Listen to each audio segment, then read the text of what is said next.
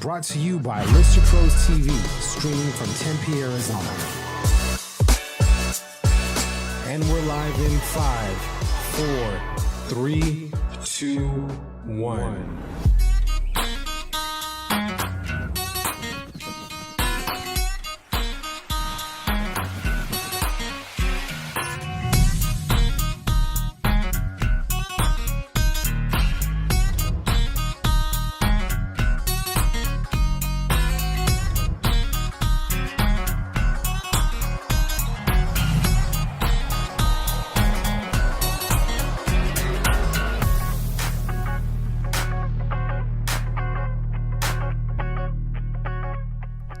Good morning. Happy Monday, everybody. Hope your weekend was good. Hope it was filled with fun, spending time with family.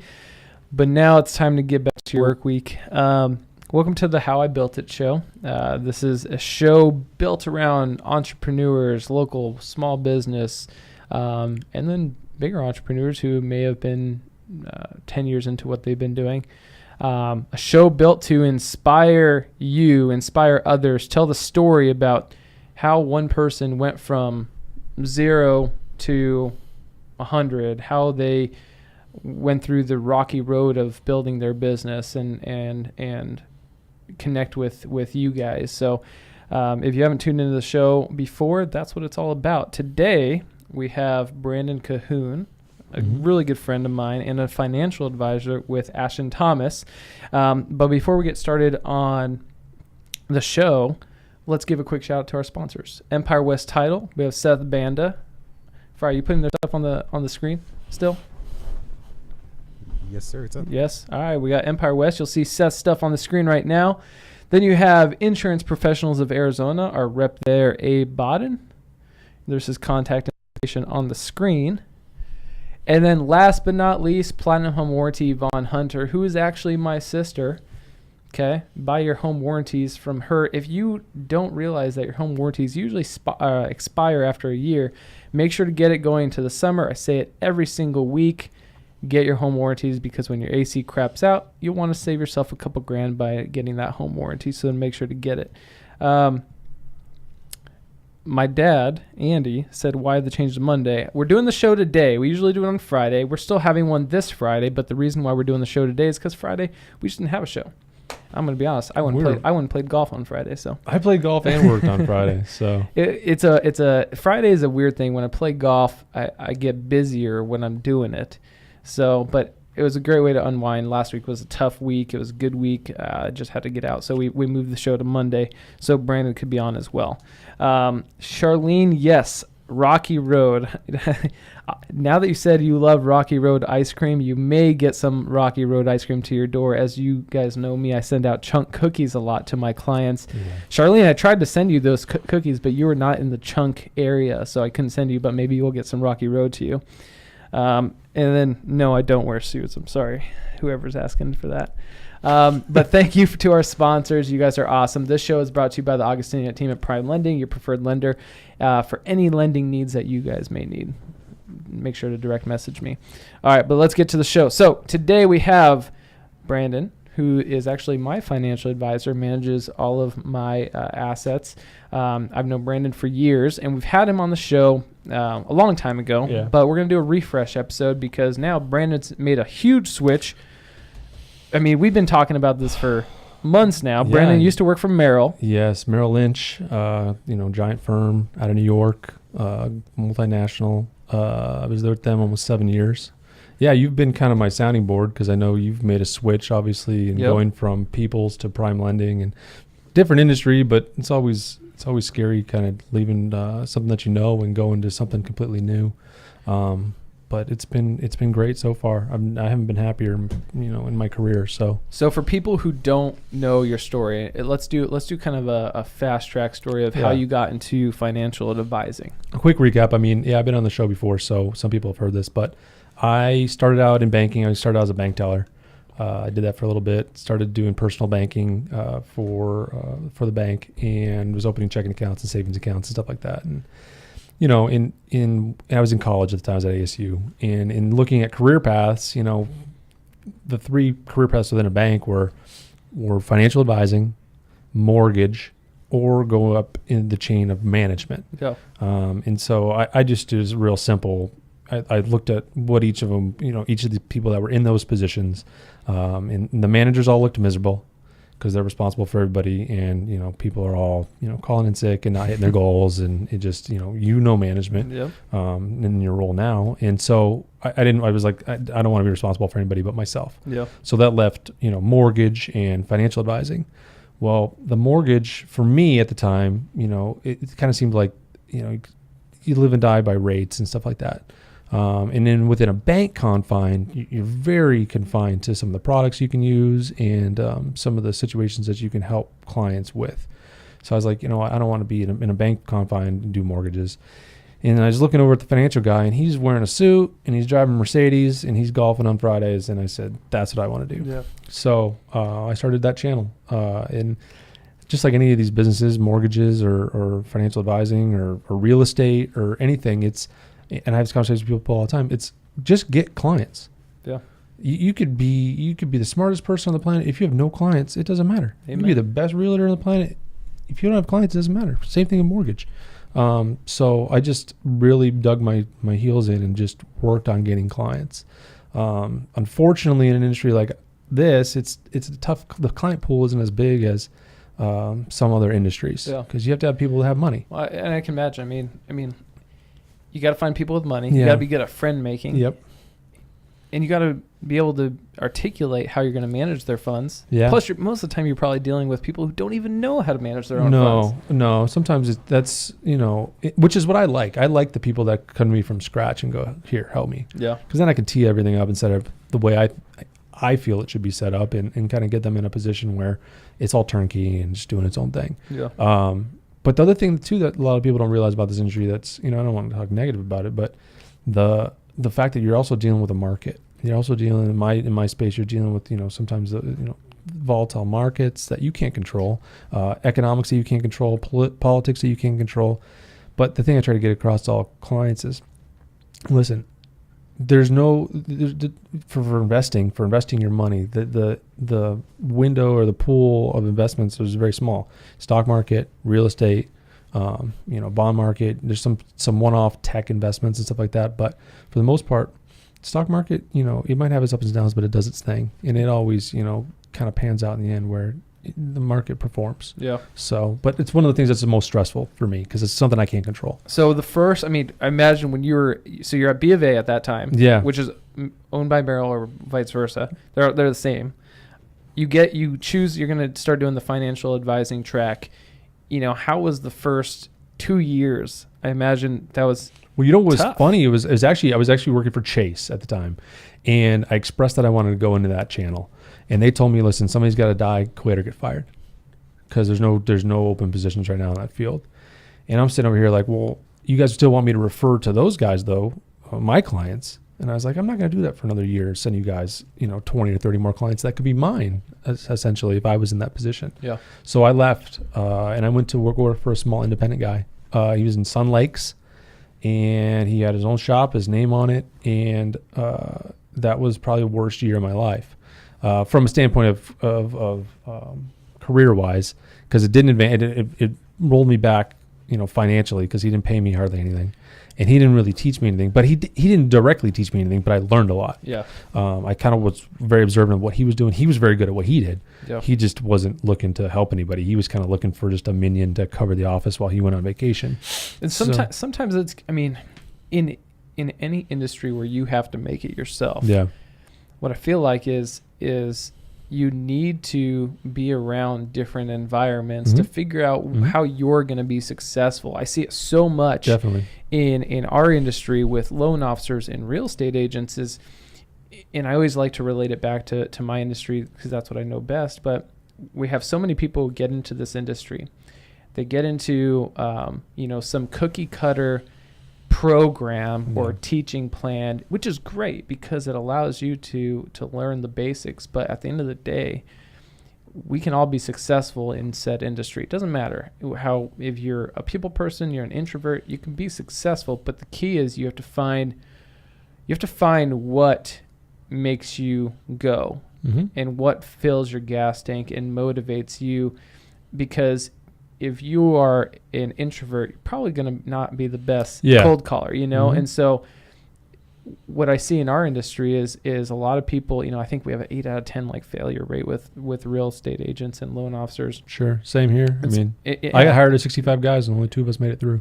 And I think the reason is because a lot of them, you know, try to do the generics of what the generic big brokerage will teach you to do. Man, to go do this, go call your expireds, go to this. But at the end of the day, like you were saying before, this is an industry of making friends Mhm. and being able to go get clients. Mhm. And however you choose to do that is okay. But you have to realize the way that you can do it and be happy and be successful at it, because the way you do it may not be the way that person does it. So you had a chance, even though that was the toughest year of your life, you had a chance to observe somebody. Oh yeah. Well, I was trying to use it as a learning experience, Yeah. take something from it. You know, I knew I wasn't going to stick around and put up with it for very long, but I learned what I could off of him, and that's exactly what I told him when I walked out. I said, I think we've gotten to a point where I don't think there's anything that you could teach me that I haven't already learned in this year. Yeah. I don't think you want to teach me anything more in this year, because you're busy doing your own thing and making your own money, which is fine. I said, but I'm going to go do my own thing. And that's actually when Merrill Lynch had an open house. Yeah. I went in for they had to open, come at 6:00 at night and, you know, learn about Merrill Lynch type of thing. And they had the manager up there and, you know, hand your resume and walk out. Just like you see in the movies. I mean, just like a boiler room thing. And I handed in my resume. I already had all my licenses, so I was that far ahead of the majority of the applicants. Because in our field, you need minimum of a Series 7 license, which is a securities license to allow you to provide investment advice. And then, you know, I had a couple more licenses on top of that I had received when I was working for Chase. So I was kind of that far ahead. I already had a year experience working for somebody, and kind of knew the business. So so the manager called me the next day and hired me. Now, what that means is, you know, you're hired, but, you know, it's like, here's a computer, here's a phone, and good luck. Yeah. You know, and then, like I said, 6 or so guys got hired within a wave of a couple months. And up until last year, I think only 2 of us were left at the firm. I mean, everybody had attritioned out, got fired, either quit, didn't like it, whatever. But yeah, I mean, it was a 3-year rookie program, and we made it through. So, and then I've been going for a couple more years. And What's that Will Smith movie? it's just like that. Pursuit of Happiness. Pursuit of Happiness. 150%. One of the best movies of all time. And it's funny because, you know, they cut that movie off when he gets the job. But, you know, that was the easy part. Yeah. Was getting hired. Then you got to keep going on and getting clients, and that guy's a real guy in real life, and he produced a lot of clients, and he was part of the Morgan Stanley Smith Barney transaction and everything. Like, he was one of the heads when they got purchased. So yeah, that's a real story, and it's just like that. I mean, anybody's stories. Your story is just like that. It's just different industries, but it's all the same. You know, it's putting your nose down, figuring out. And like I said, I tell all these rookie kids that come in, I'm like, stop screwing around with these magical formulas to try and get clients. Like, just get clients. Yeah. Like, don't, you know, and then tell me they're going to networking groups and whatnot. And all those are nice. You know, I tell them, be very, very selective with the ones you get involved with, because there's a lot of them turn into not working groups. And it's somewhere where people go and complain for 2 hours about their job or how they can't get clients or whatever. Mm-hmm. And I said, be very wary of that and stay away from that. I was listening to a guy this morning. I listen to podcasts all day, like different ones. And I was listening to somebody this morning, and he said something that was pretty good. And he said, you know, my diet isn't not only what I eat, it's what I consume, what I listen to, who I listen to. He's like, I always make sure I'm listening to healthy stuff. And I kind of take that back to the networking groups, where I remember going to those and hearing people complain about whatever. I used to just steer right away from that. Yeah. You know, and I like to complain like anybody else, but what I've realized is that doesn't really get you anywhere. Well, and with networking groups, really, I mean, you choose how you want to perceive something. You're either a glass half full or glass half empty person. And you're right, networking groups, they can be good, but you have to invest the time into it. I think where people go wrong is people join these networking groups thinking that it's automatically just going to bring them business. Well, but yeah, and it's something to put on their calendar. It's something to put on your calendar. And I got something going Friday. Well, you have 8 people that they do what you do, or they do, but they're not. That's not directly going to direct business. So they slough off all week and they wait for that Friday meeting. And yep. And they show up. You do your 30-second commercial. Yep. Like, I got news for you. If you're joining a networking group and you're not investing into it, you're doing it wrong. Then you're wasting time, you're wasting money, and that's why you end up quitting a year later. Networking groups you have to treat as a relationship, and that's my whole thing with our team this year is being intentional, being into cleaning out the closet, cutting out all the relationships that don't matter, being intentional with that, and that thing applies to your networking groups as well. Stop wasting the time. If it's something that you're just going and you look back, man, I haven't got referral for 6 months. Well, what have you put into it? Yeah. You can't. Are you just a taker, or are you providing anything back? Exactly. That's the big thing. That's one thing I had to figure out too, because I am one to try and set a lot of people up. I try and send out referrals to different sources and whatnot, and one of the things I try and do with clients even is like I try and act like as a concierge for them. Yeah. Which has gotten me even more contacts. So like if a client wants to buy a car, I have already gone to all the dealerships in town. Mercedes, BMW, Tesla. I have walked in and introduced myself. My name is Brandon. I work for da-da-da-da firm. I'm a financial advisor. I have a list of clients. And I would just like to have a contact here, whoever I want to know who the top guy is, who's the best guy to work with, who's not going to be here not going to be here in 6 months, and I would like him to email me or I'd like to meet him.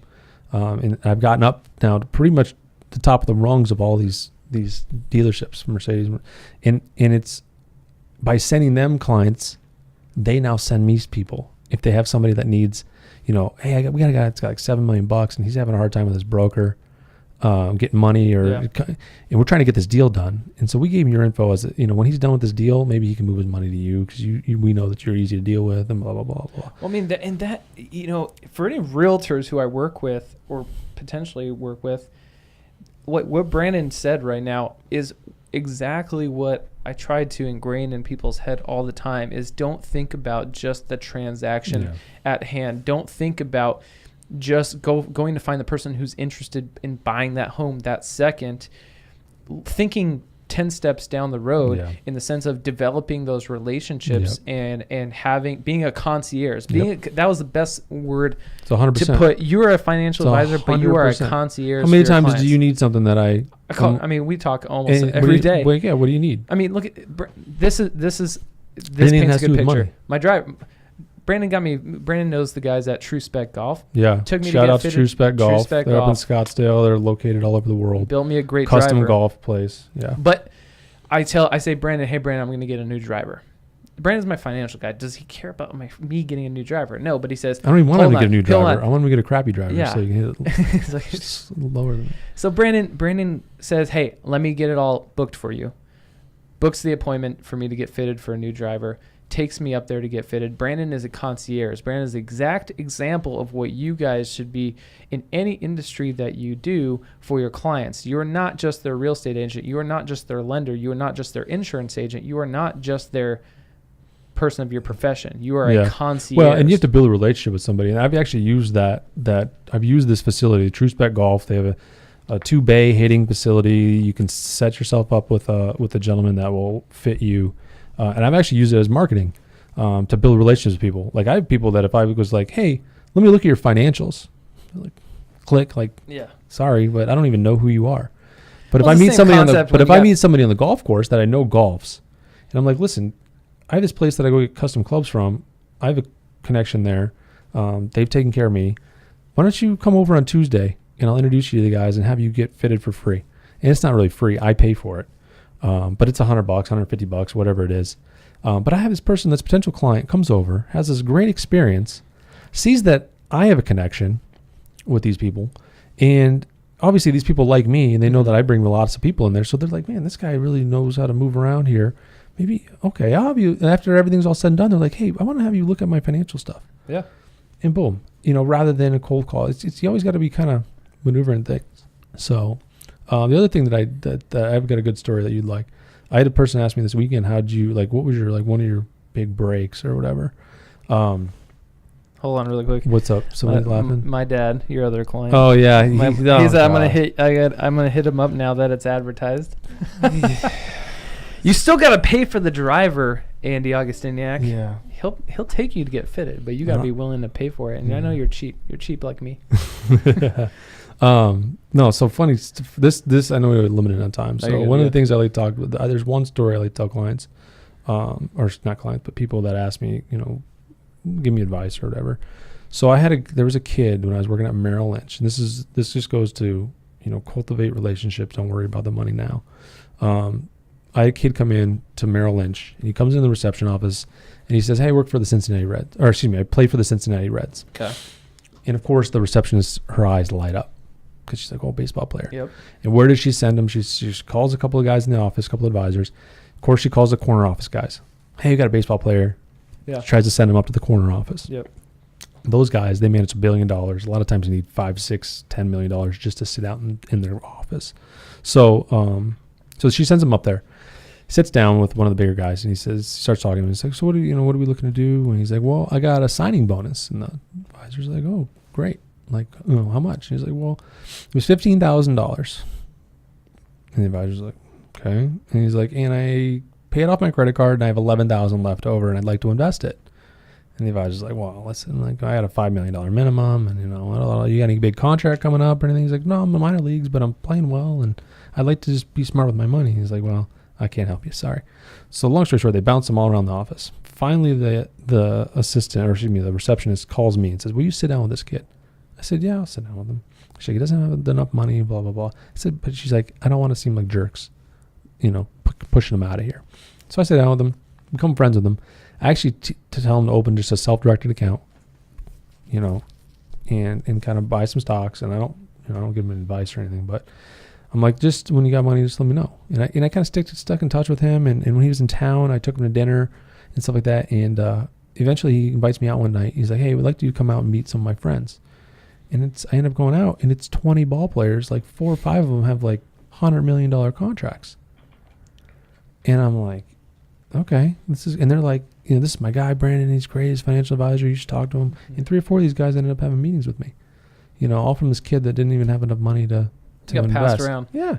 And so I have story after story after story of that. I mean, just stuff like that. Isn't that the epitome, of perception and people? You just have to do the right thing. Prejudging somebody. Yeah. I mean, that happens in our industry all the time.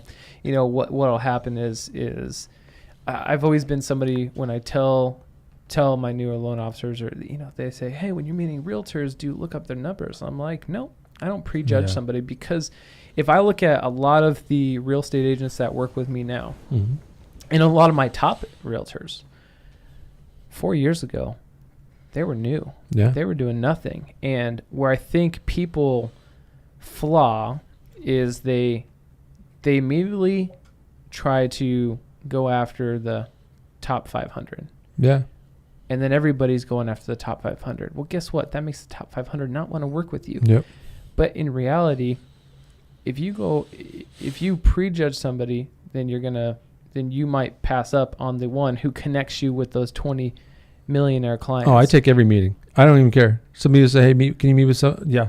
I mean, and that's where every meeting, when it comes to meeting, for me, new real estate agents or home buyers who may not be ready to buy now, it doesn't matter. That person is the same value as anybody else. That renter client is the same value as that $1 million buyer. And if you have that mindset when you're meeting with people, if you don't prejudge them and say, "I want to treat that person differently than the next person," then trust me, you'll prosper down the road. Well, and another thing, just like going along with your guys that were 4 years ago, that their numbers might have been a lot lower than they are now. In cultivating that relationship with you 4 years ago, one of the things that they don't have to worry about now, like you cultivate that 4 years ago, they know, okay, Andrew's my guy. He's taking care of me. Now for 4 years, the last thing they've had to worry about is who their lender is. Yeah. They haven't had to take a lender meeting from anybody. So the lender calls them, they say, I'm good. Like, I already got Andy.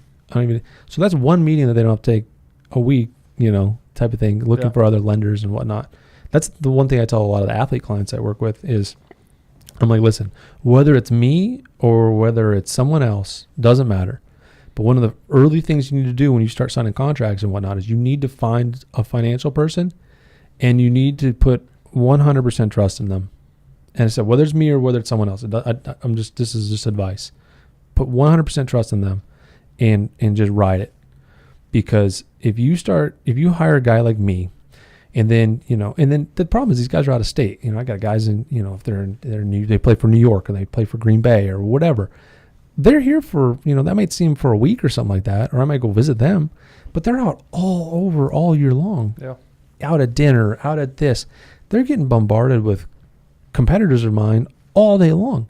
And if they start taking these meetings, this guy's going to tell them one thing. Oh, yeah. And this guy's going to tell them another thing. And that guy's going to tell them another thing. And then all of a sudden he's trying to catch passes on Thursday in practice, and he's got a million things going on in his head. And I said, the best thing you can do is find somebody you trust and just trust them. And just trust them.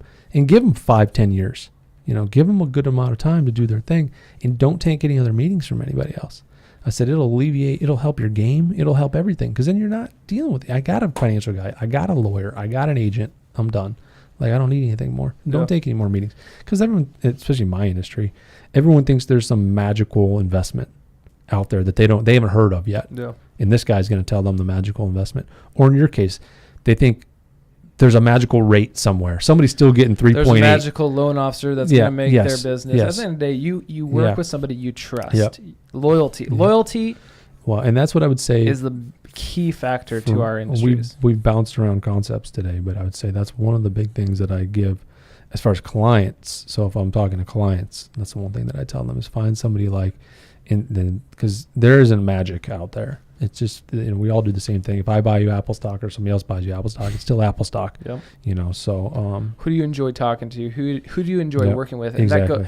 In life, what do you enjoy doing? I mean, there's so many of us who chase this make-believe thing out there that something is going to make us happy, but no, you have to create your own happiness and choose to be in a place where you're happy, choose to be around the people that make you happy, and in turn your stress level goes down. Yeah, well, and I won't get into this subject, but that just goes into where we are just socially as people as of late, is we always think there's something better out there. Yep. And that goes to the subject of dating and everything. We always think there's something, but it's like the Amazon thing where it's like, we go on Amazon and what do we want to find? We want to find what's the best TV and what's the best but unfortunately with people, when you're dealing with people in mortgage industry or a realtor or a financial guy, there isn't necessarily a service out there that tells you who's the best. And that service even if that service existed, how do you even know the validation of that service? And so I think that's another thing that I tell clients too, is I'm like, we all have this thing to go, are we with the best? Are we doing the best thing we can? Well, a lot of times in these industries, it doesn't exist. I mean, you find something you like to work with, and your happiness is more important than your happiness trying to is the best. Constantly find who the best thing is. So. Well, the same thing. I mean, I get people who've probably stopped working with me, and that if that makes them happy, then by all means do it. And the same thing goes vice versa. So I mean, happiness and finding when you find a team or a group of people who you enjoy working with and you love it every single day, that's the ultimate success. So go ahead. I was going to say, so going back to the switch. So you're at Merrill Lynch. Which only got off topic here, but you're at Merrill. So I'm at Merrill Lynch 7 years. So in almost 7 years, and the thing with any industry is you got to go get a little bit of education somewhere. You got to pay to play, is what I call it. Yeah. You can't I couldn't walk into where I'm at right now 7 years ago. Yeah. They wouldn't even let me in the door. Yeah. I didn't have any clients. I didn't have any experience. I didn't have anything.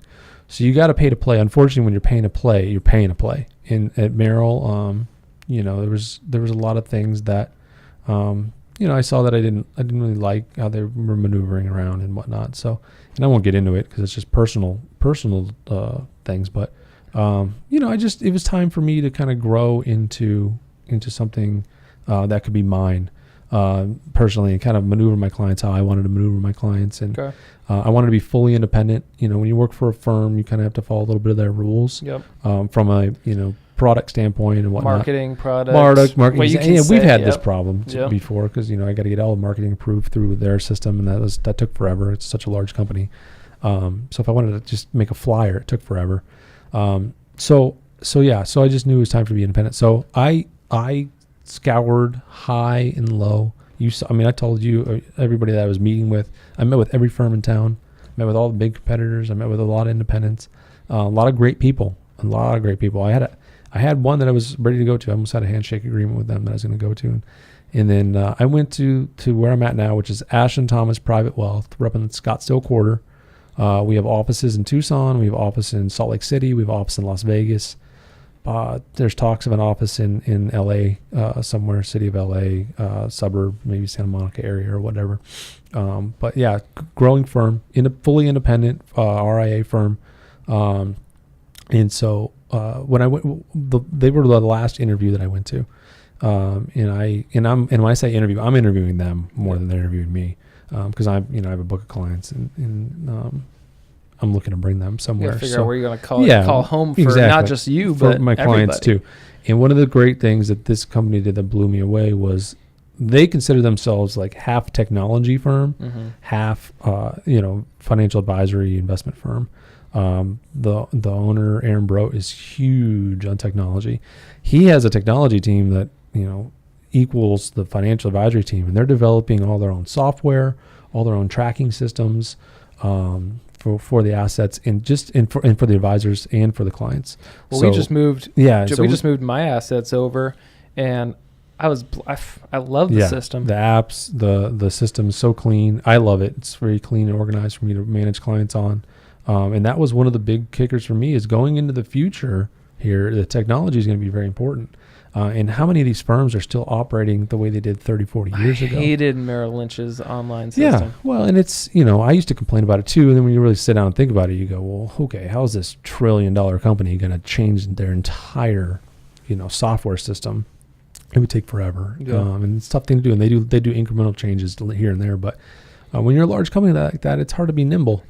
And that's kind of what I wanted to do when I went independent. I just wanted to worry about my clients, and where they were housed, and make sure that we had all the bases covered from a legal standpoint. We have a full legal team, from a custodial standpoint. So the cool thing is I can use any custodian to house assets, and that what I tell clients is that's who actually holds your assets.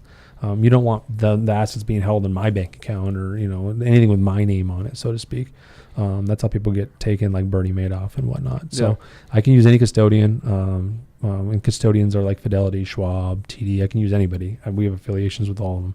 So I go out and truly find who is the most inexpensive. What's the most cost effective for this client? Yeah. And I may have clients that it's more cost effective to do TD based on their investment model. Yeah. And I may have clients that have a different investment model that I find that, Fidelity looks like it might be the most inexpensive. Yeah. And have, better services for this type of investment. So that was the cool thing that I really wanted it to be fully independent.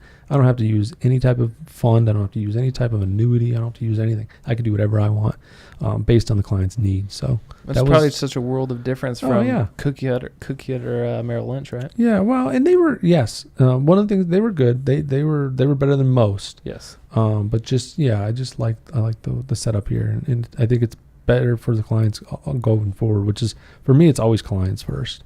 Because if clients are happy and you're doing the right thing with clients, you're going to get more clients. You're going to be in the business longer. If you try chasing assets and chasing commissions and stuff like that, you'll be bounced out of here real quick because you'll do the wrong thing and you'll slip up, and regulators will get to you and they'll figure it out. And that translates to every person. I mean, if you only think about your commission, or you think of the transaction at hand, or you think about, you kind of put a dollar symbol on that client, at the end of the day, you're going to get bit in the butt. It's going to catch up to you. But if you put people first, you put your loyalty with that person you trust, you are intentional about your relationship, you're going to do just fine. You're going to do fine. You can, and that's something you do very well. And if anybody has any questions for Brandon, definitely get in touch with him. We'll leave his contact information, or contact Andy. Yeah, I'll put you in touch with them. But if I can help with anything. That's something you do very well as a financial advisor. Is you truly are a concierge. You you bring me, if you need a signature, you stop by the office, you hang out, you just, you're somebody that I trust 100% because we have that relationship. We talk openly about not just business. So it's not this, you don't only contact me when it's something business related. Well, and that is one of the interesting things versus your industry or like real estate too, that I feel. I mean, again, I'm speaking from my side. I don't know your side, but some of these relationships for me, like if I have a client like you, I hope I have you for 40, 50, 60 years. Yeah. So you have to build relationships with the people. You can't just have a transactional, we'll talk once a year and, I'll send you a birthday card, and it has to be a relationship. And I take that seriously. So, it's just one of the pinnacle, like the pride things for me is just having good relationships with everybody. Yeah. Well, we are running out of time. All right. But anyways, so I'm fully up and running at my new firm. I transitioned in January, February. Everything's up and running. I already have the majority of my clients moved over and bringing some new ones in, and it's going So on. really quick, to paint a picture, when you meet and this is how I kind of want to close it out so people understand what you do when you actually, you don't just take their money and throw it into a stock or anything like that. And that's very... Yeah, we have 3 or 4 meetings before anything ever even happens. So when you meet somebody, what do you do? So, first thing I sit down. We sit down, and I try and do it at my office if I can, just because I have all my resources there. But I'll go to people's offices, and we sit down and just discuss overall picture, just basic stuff. Are you renting a house? Do you own your home? Do you have any type of company retirement plans, either now or old ones? You have kids. What's your income? What are your aspirations financially down the road? Just very basic. Everything is very complicated, but it's very basic. But all this information gives me the tools that I need to kind of start dialing in where we need to kind of go. Do you own your business? Do you work for a company? Because there's lots of things that people don't think about that are tax advantages that are fully legal and fully on the up and up. And there's people taking advantage of them every day. And there's probably people you see who don't. Go for 20 years. They'll go 20 years, and they'll come and go, I'll do a full plan, and I'll show them, listen, we can save $50,000 a year that you're sending the IRS every year. Like, I've been doing that for 20 years. I'm like, yeah, well, that's $1 million. And it's something that I tell people, don't hold off. It doesn't cost me anything to meet with me. I don't charge anything for a meeting or anything like that. Yeah. I don't charge anything, for any. It's free. It's the question of, are you maximizing your potential? Financial efficiency. Yeah. Financial efficiency is what I tell people. It's financially efficient. Are you efficient in the morning when you get your kids to get ready for work? Are you efficient, in the evening when you get dinner ready? Are you financially efficient? Because if you have holes leaking, when it comes to money, you might get a $3,000 commission check this week, but you might have a leak that's costing you $75 a week or something like that somewhere where, so try and patch everything up. Especially when you're young. If you're still, even if you're not young, it's never too late to start. And the one thing is, you don't want to look 10 years from now, 20 years from now and look back and be like, man, I could have saved so much money. I could have invested so much money. I could have done this. Every day that you're saying I could have, I would have, I should have, somebody else is doing it. I'll leave you with a crazy statistic. Give me the crazy statistic. Yeah. So this is one statistic I like to tell all clients. So since 1970, the S&P 500, which is one of our stock indexes, if you had invested $10,000 one time and never looked at it ever again, it's over $1.6 million today. Just set it and forget it. And that's not even picking out any specific stock or anything, just blanket S&P 500. $10,000 one time, never looked at it ever again. It's over 1.6 million. And that's losing almost 300 grand in 08 and almost 300 grand in 2001, 2002. You're still over 1.6 million. But they probably have that car. Yeah, well, a new car and new cell phone and new all that, and that's a whole nother story. But yeah, I tell people, it doesn't take much to put a little bit aside, and the snowball gets climbing pretty fast. So, well, Brandon, thank you for coming on. If anybody wants to contact you and sit down and just talk money, talk finance, talk investing, where do they find you? We have a website, AshtonThomasPrivateWealth.com. My link is on there. You can find me, or just send me an email. And it's just my first name, first initial, Brandon, so B, Last name Kahoun. It's Kahoun, and that's at at.pw.com. We'll type it in here. We'll type it below. But honestly, if you just need to get in touch with me, shoot me a text. My number's everywhere. Give me a call. Private message me. I'll introduce you to Brandon. Yeah, he'll take care of you. Thanks for having me on. I trust him with my own stuff, so trust me, he'll do good with you. Again, quick shout out to our sponsors. Fry, we don't have to show them the show. We'll just give them a quick shout out. Empire West Title, Seth Banda. Abe Bodden from Insurance Professionals of Arizona, and then Yvonne Hunter from Platinum Home Warranty. My name's Andrew Augustiniak. I'm the branch manager of the Millennial branch at Prime Lending. If you guys have any lending questions, rates have gone down. Fed's kind of took it easy for the next year, so it's a great time to buy that house. Get in the game in 2019. If you're renting, stop paying somebody else's mortgage. Simple as that.